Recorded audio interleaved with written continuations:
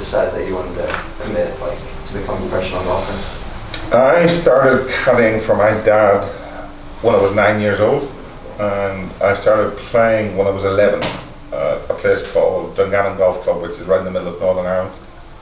And the school I went to was a rugby school there, so I was playing rugby and golf my whole time whenever I was growing up.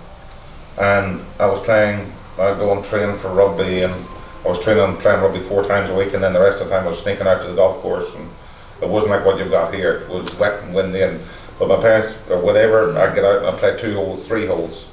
That's what I would do all the time. But I started playing my first year. My first handicap when I was 11 was 36, and I went from 36 to 13 in my first year, 13 to 3 in my second year, and 3 to +1 in my third year. So I had the bug for it, and it was pretty decent.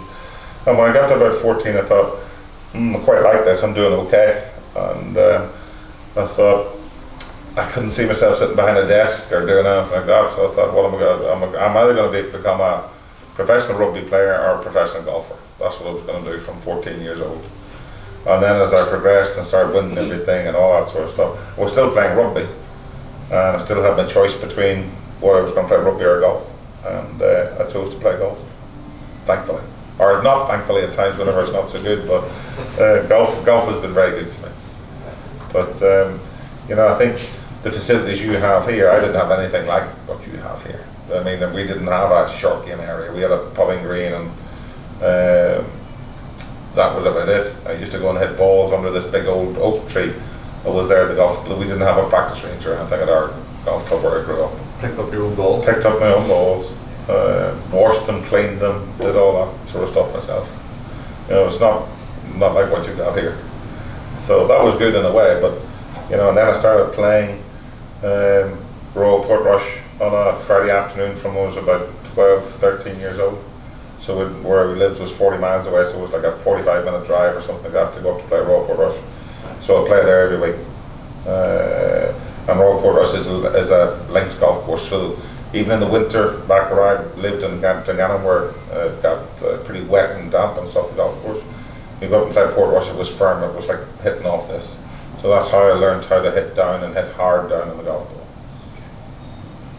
Well, how would you balance out golf and academics? Golf and academics, to any of you here, I would recommend that you do your academics. Your academics are a huge thing to fall back on. I didn't do it. Well, I did, but I did. I stayed at school and did my O-levels and A-levels, GCSEs now and all that, but I did my O-levels and A-levels. I didn't study, I didn't do it because I was playing golf, and I decided I was going to play golf at this stage, but my parents still made me study a little bit, if not the night before an exam. So I ended up with 8 O-levels and 2 A-levels, and I didn't study at all. But I then went to school in America, a place called Wake Forest University in North Carolina. I went to school on a golf scholarship there for a little bit. But the coach and I had a bit of a falling out, so I wasn't there for overly long. But academics are very important. My eldest boy, Tyrone, now is a freshman in school. He's in school in a place called Lynn in Boca Raton, Florida. He's just started. He's playing on the golf team and stuff, but he's doing his academics as well. I'm making sure, his GPA at the moment is good. He's got like a 4.0 GPA at the moment, so he's doing great. His studies are really important.